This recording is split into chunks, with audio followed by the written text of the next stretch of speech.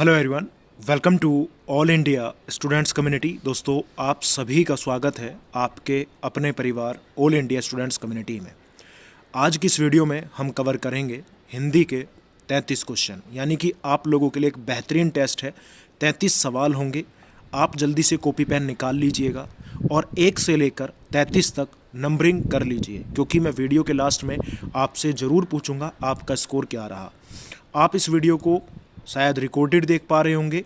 आप लोगों को हर दूसरे दिन 3 बजे मेरा हिंदी का टेस्ट मिला करेगा। तो शुरुआत करते हैं पहले क्वेश्चन से। अगर आपका क्वेश्चन का आंसर जो भी है आप साथ के साथ कमेंट करें, मैं आपके कमेंट भी पढ़ूंगा बाद में। और साथ के साथ अपना याद रखिए आपने कितने क्वेश्चन का सही जवाब दिया। पहला क्वेश्चन आपके सामने है, जवाब दीजिएगा। विरूपाक्ष का समानार्थी शब्द क्या होगा? विरूपाक्ष, विलक्षण नेत्रों वाला, निर्जन, गुस्सैल स्वभाव वाला या शक्तिशाली? जवाब दीजिएगा करेक्ट आंसर। विरूपाक्ष का समानार्थी, and the correct answer is, बिल्कुल सही जवाब है, विलक्षण नेत्रों वाला। तो जिन लोगों ने ए बोला है उनका बिल्कुल सही जवाब है। नेक्स्ट क्वेश्चन की तरफ बढ़ते हैं। क्वेश्चन नंबर 2 है, काली घटा का घमंड घटा क्या है? काली घटा का घमंड घटा यहाँ पर कौन सा अलंकार है?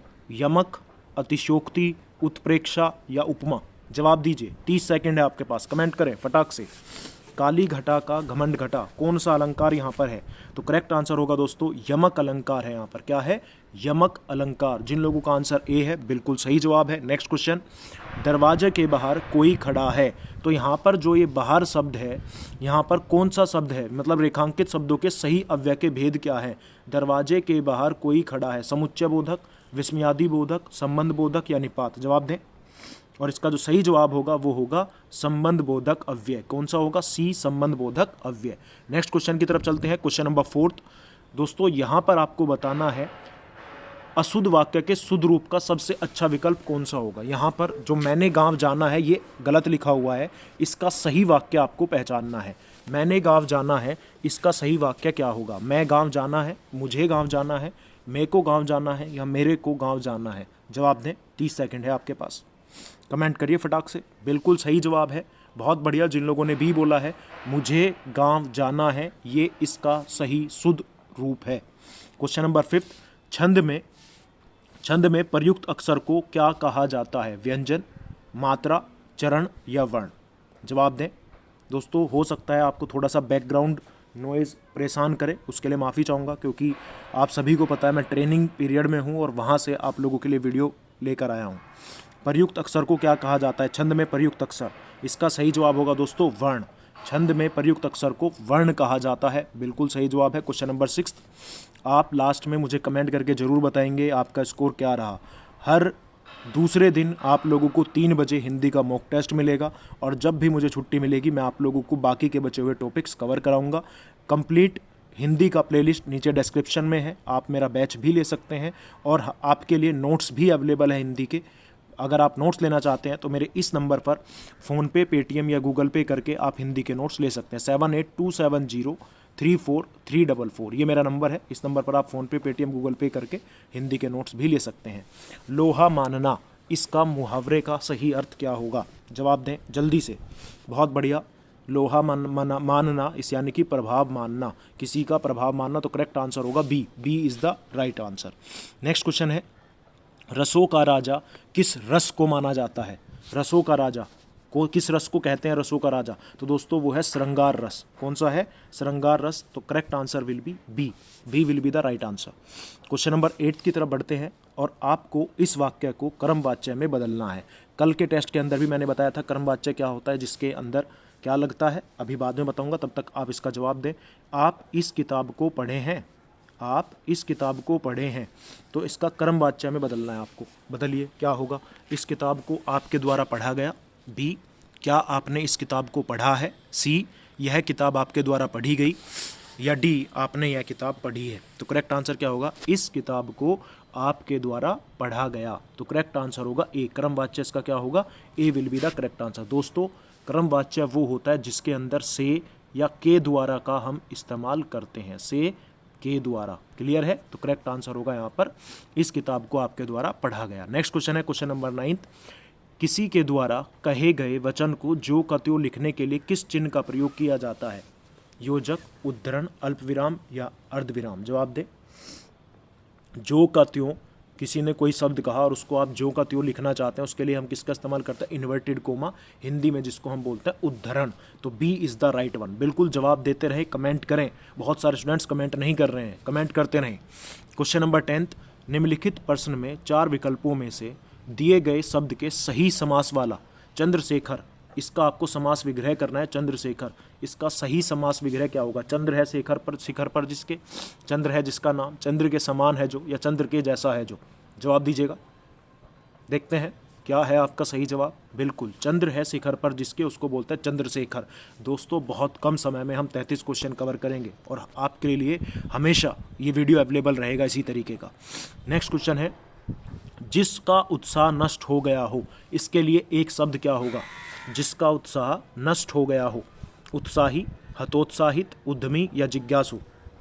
And the correct answer will be हतोत्साहित। हतोत्साहित, C will be the right answer. Next question की तरफ बढ़ते हैं। अगला सवाल आपकी स्क्रीन पर है। जलज, जलज का अनेकार्थी शब्द है, उस शब्द को चुनें। प्रश्न में 4 विकल्प दिए गए हैं, जिनमें से एक शब्द दिए गए अनेकार्थी शब्द का एक अर्थ है। जलज का इनमें से 4 में से एक मतलब होता है, आपको वो पहचानना है। जहाज, मछली, चतुर या हाथी? सोचिए, जवाब दीजिए। बिल्कुल, जलज को मछली भी कहा जाता है, तो करेक्ट आंसर होगा मछली। नेक्स्ट क्वेश्चन की तरफ बढ़ते हैं। क्वेश्चन नंबर 13, बच्चों ने गृह कार्य किया, वे खेलने लग गए। और यहाँ पर क्या पूछा गया? निम्नलिखित प्रश्न में 4 विकल्पों में से उस सही विकल्प का चयन करें जो निम्न वाक्य का पूर्व वाली क्रिया परिवर्तन वाक्य बताता है। बताइएगा करेक्ट आंसर क्या होगा। 4 ऑप्शन आपके सामने है, सोचिए।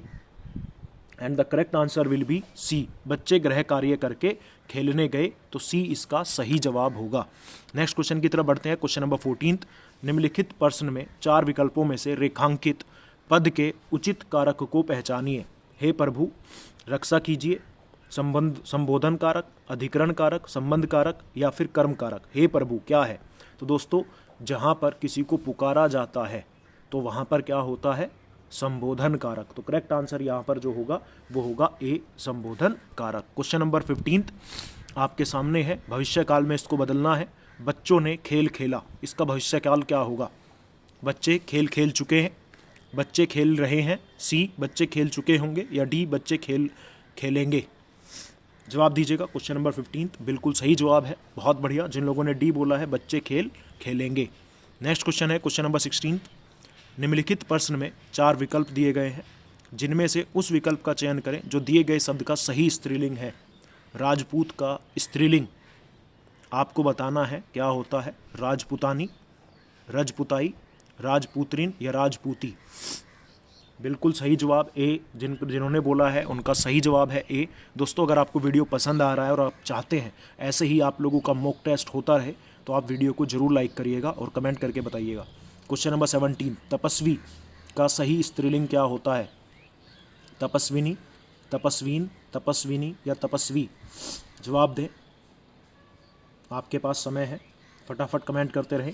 तपस्विनी, A will be the right answer, A.